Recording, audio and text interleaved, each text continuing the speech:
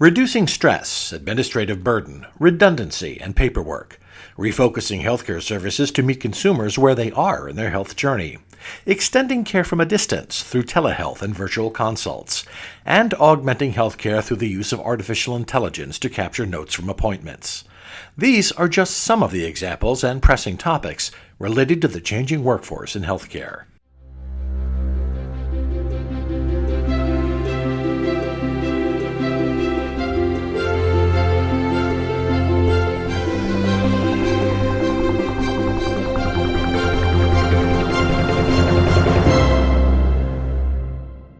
Welcome to Advancing Health, a podcast from the American Hospital Association. I'm Tom Hedderly, Senior Writer with AHA. The recent launch of the AHA Task Force on the Changing Workforce offers terrific new resources that provide strategic thought leadership on the future of the healthcare workforce.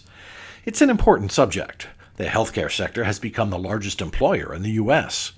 We are fortunate to have an expert guest with us to speak about where we're headed.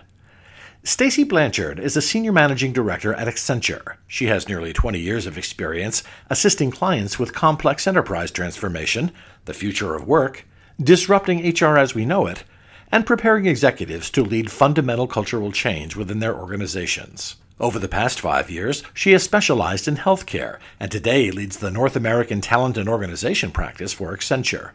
Stacy is speaking with Joy Lewis, Vice President of Strategic Policy at AHA. Let's join their discussion. Stacy, thanks so much for joining me on Advancing Health today. Thank you, Joy, for having me. It's a pleasure. In the new Accenture report, Healthcare Talent Shortage, Fact or Fiction, you and your colleagues highlight strategies to meet healthcare needs without expanding the supply of providers. Partnering with patients for self-care, for example, or using artificial intelligence to reduce administrative burden. Can you tell us more about using strategies like these to meet growing healthcare needs and close talent gaps?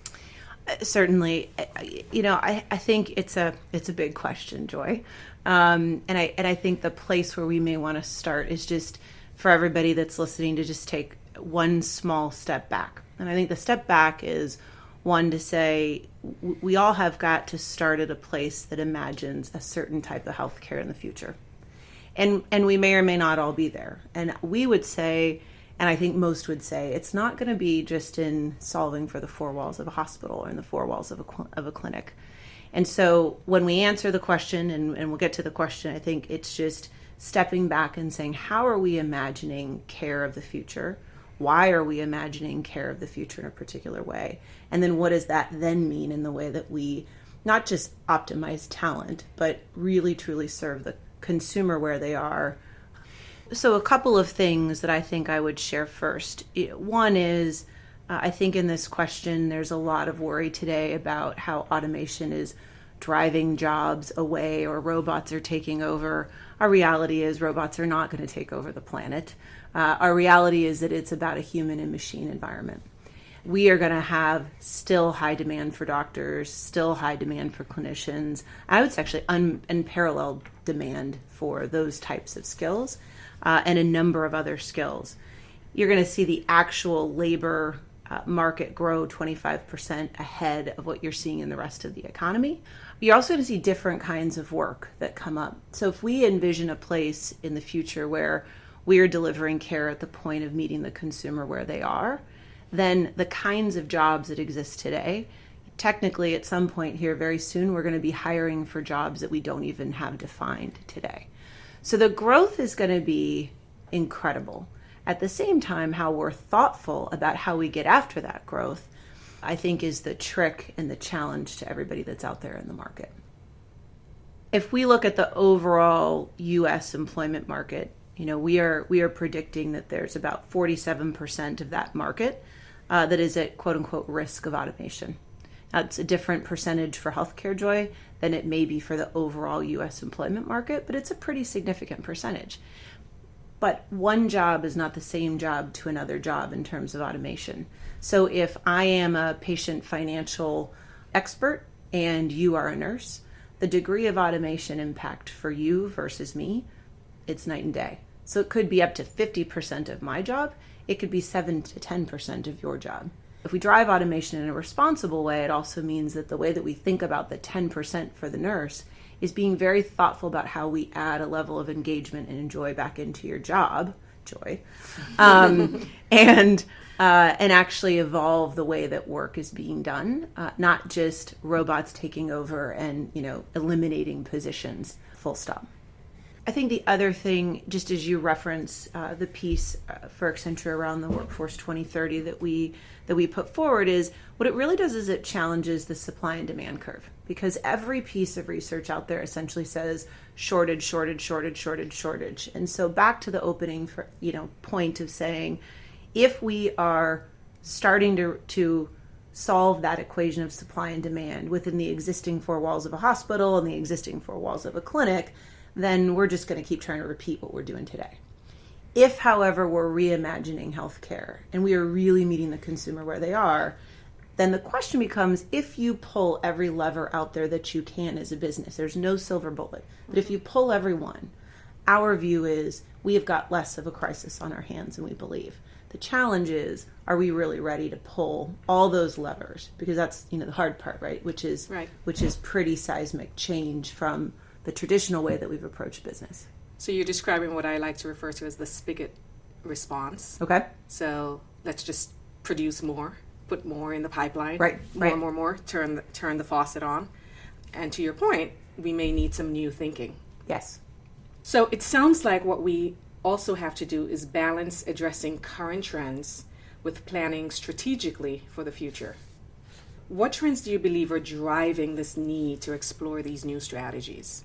We are in a reality of 20% of the population will be 65 years or older by 2030. It's a very real fact. They will be the biggest demanders of care, and we've got chronic diseases on the rise and net new disease that are popping up left and right that we don't even have cures for or solutions for. So the kind of health care that's going to be demanded as we go forward is quite different, and that's huge. Then you look at the millennials and a range of people and a growing amount of people that want care in a very virtual, on-demand way. They are not as devoted to a primary care physician. They don't even necessarily want a primary care physician. So how we meet them in the way that Apple and Google and Amazon and their other experiences out there meet them is an opportunity, and it's one we just are at a point where we can't kind of turn the cheek to. I think the others are around just shifting economic models. So the way that reimbursements are happening today, the way that coding to actually getting paid for a claim, what doctors get, how they're metriced and incentivized, this is at the crux of much of the challenge. And also sometimes I would say a bit of the excuse of why we either can or can't change fast enough. So I think that's another. And then if we were to step back today and look at the range of new entrants in the market, I think in the Berkshire Hathaway situation, you have got something like 1.2 to 1.9 million individuals being delivered care in an entirely new model that probably X number of years ago, none of us even thought was possible. Right. So the new entrants from a kind of economic global standpoint is one thing. And then if you look at the technology trends and the range of just straight new technologies and new ventures in the market that are eating away at, different parts of healthcare. They're not all holistically solving healthcare, right, per se, right? But they are tackling, very subtle things that for me as a mom of two girls, they've got apps for me that help me take care of kids and manage school and manage aging parents all in the same time. Now, do they help me with everything that might be going on in my healthcare journey? No, but those are new innovations out there that are helping, I think, very much change the game. And the question becomes back to the core payer, the traditional provider, the academic medical centers to say, so how are we keeping abreast of all those changes? What's our perspective about the business we're really in today and the business we want to be in the future? And how do I more deliberately set that ecosystem up in a way that truly delivers the kind of care and the kind of outcomes? So back to the new entrants. Where are they going to show up? Where are they going to play? Is it where the inefficiencies exist today in our sector? Or are they bringing just a brand new strategy, a brand new way of thinking and doing? So I think you're seeing new entrants across the continuum today. I truly do. I think you're seeing everything from like the comment of a new approach to home health that is going very deep and very, acutely into that home health environment to say, how do we help the elderly or those that don't have the mobility or potentially the means, even in terms of transportation, or they're in a more rural area, how do we equip them to have more in-home real-time care, virtual care?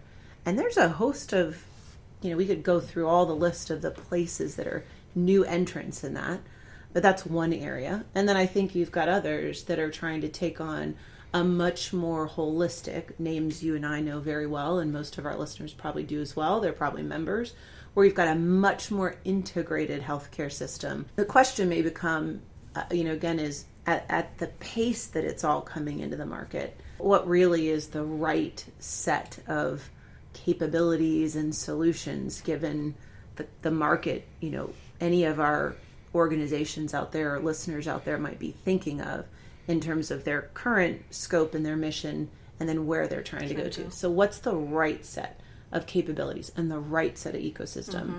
How do you titrate that up and down? Exactly, Joy. Yeah. So I think that's the tough part. Mm-hmm. No shortage of great ideas. Right. Are we knitting them together in the right way? Are we executing with kind of flawless speed? And does it need to be incremental change over some massive overhaul? Right, yeah. Right. So you just outlined for us that the healthcare workforce is experiencing changes from the shifting population, demographic changes. You've got increasing consumer expectations, or different consumer expectations, as well as the evolution of care delivery and financing. For instance, we know care delivery continues to move closer to the home. So what can hospitals do right now to address workforce challenges while also planning for future workforce needs? It's a great question, Joy. One of the books that we just came out with is called The Wise Pivot. And the Wise Pivot applies to every organization and every type of industry out there. It's very much something that helps organizations take, again, kind of a bit of that step back and say, what is the business that I'm in? What's the mission and the aspiration that I have out there? And really getting people to say, no longer can we focus on the four walls of the hospital and my entity, my siloed entity. The time now is to really listen to the global and the societal call out there when we just look at our realities of our demographics. If anything was possible, what might you do? I think the second, and all relates back to that Wise Pivot, is we have to get good at operating our core business. It's really critical. It's not going away tomorrow. And so we have to operate those core businesses that are, incredibly important to our communities and our people and our employees and the service that we provide. At the same time, we have to create room to pivot. And these are things like virtual care, telehealth, home care. Connected care is what Connected care, right? Connected care. So how do we do that in a much more deliberate way? So I think that's the second. And our reality is we've got a whole workforce today that work for whatever our organization may be, and the game is changing. So when we talk about the Wise Pivot, I'd love to be talking about the people pivot, because the people pivot is really where it's at, right? Our people are really in the driver's seat today. They want something very different fundamentally for their heart and soul at work. They want something very different out of their career than they did, and they want to work and experience work differently than what my mom and dad wanted when they were working. Or maybe they wanted it, but we weren't in an environment where you could actually ask for it. Right. As a responsible business, how are we thinking about really evolving and innovating our core business, creating room to ideate and invest in our future? And as we think about our people, it's a two-way street. So one is helping to really be clear about what are those net future jobs, given new channels to market, new businesses we're going to get in, new technologies we're going to go after, new ecosystems in this world of connected health, right, Joy, that you talk about. is to say, as we envision what that looks like, we have the responsibility to then think about our talent and our people. When Accenture went through this, we reskilled and new skilled 300,000 people. Wow. Without a RIF. So that's impressive. Think about, but what the calling of that is to elevate us to say, how do we evolve the workforce in a really thoughtful way that doesn't just solve for me, but it solves for the communities and the states, right, or the entities that we serve, and helps them actually think about the new skilling or the reskilling that has to go on to get, potentially, if you add up that 10% of nurses that we talked about, or you add up the 50% of the patient financial billing people, how do we take that capacity and not just think of this as job loss or robots taking over? Let's think of it as, how do we repurpose those people and skill them for whatever the jobs of the future are? So you're talking really about seeing your folks as an asset and investing Absolutely. in your people. Absolutely. And we would have to ask the leaders out there listening and the people out there listening to say, how thoughtful are we being about this? I'm sure everybody out there is doing something around talent planning. They're doing strategic planning. They're thinking of acquisitions and investments. Right. They're thinking about how to drive more efficiency in work. A lot of people will come to us and say, well, I'm thinking of, doing RPA, robotic process automation on X. And I will tend to say that's fabulous, but to what end? Right. And does it solve everything? So I think we have to be incredibly thoughtful about our people. So technology is already integrated into care, from the scheduling system to the electronic health record to the machines that process lab results.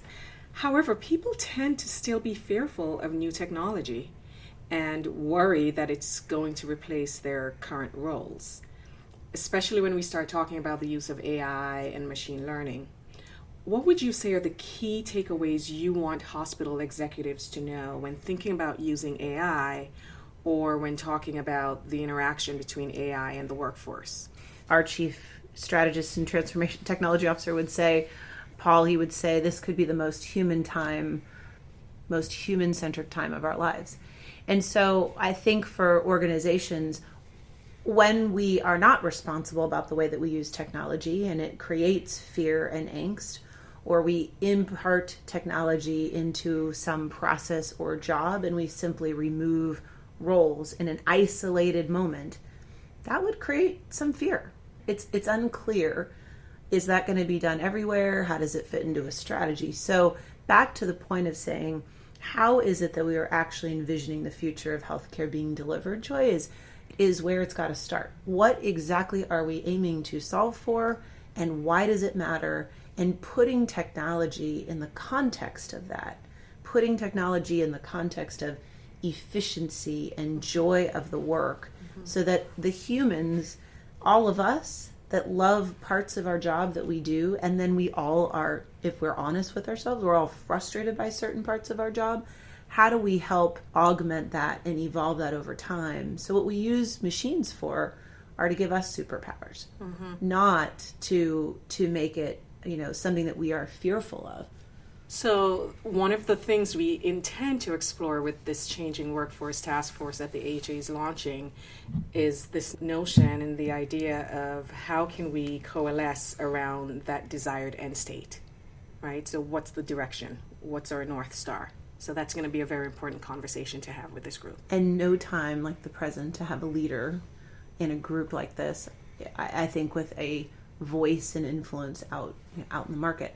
By 2030, the World Healthcare Organization has estimated that there is a 15 million person healthcare shortage. So meaning a talent deficit of 15 million, roughly, people. That's a significant number.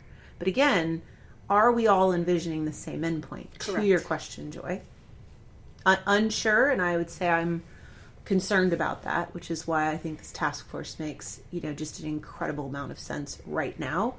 It's a heavy lift and a tall order out there. That's a pretty big gap. We think about it in the framework of build, buy, borrow, bot.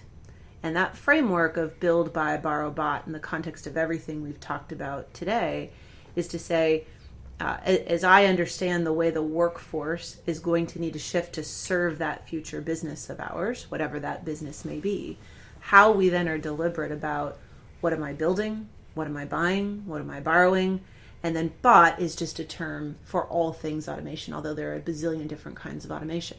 But to be really clear about very thoughtful strategies by skill set and task. So, Stacy, can you say a bit more about the work that you're leading and what are you seeing in terms of new business models that might be successful in the future? Great question, Joy. It's truly building in the muscles in the business model, not only the envisioning what business am I in and therefore what does my business model need to be, but it's not a once and done answer. The wise pivot, and I would say where we're moving from agility to really living business and intelligent operating models, is one to say, how do I create a business that is constantly sensing, constantly seeking in information from the outside, understanding where we are in the market today? How are my people feeling and engaged and getting their work done? Am I the one that is attracting the kind of talent, keeping the talent that we need? Are we serving our consumers? Am I building trust in my brand, etc.? Great. Stacy, I want to thank you so much for a rich discussion and for reminding us all not only of the shifting landscape as it relates to the healthcare workforce, but also the considerations and untapped opportunities that lie ahead. We know that the changing workforce is a topic that is top of mind for many healthcare leaders, and we look forward to following you and your work in this area. Thank you so much, Joy. Greatly appreciate the time. Thanks. You've been listening to Stacy Blanchard, Senior Managing Director at Accenture, and Joy Lewis, Vice President of Strategic Policy at AHA. Their simple message: the healthcare workforce is changing. Time to get on board. This has been Advancing Health, a podcast from the American Hospital Association. Thanks for joining us.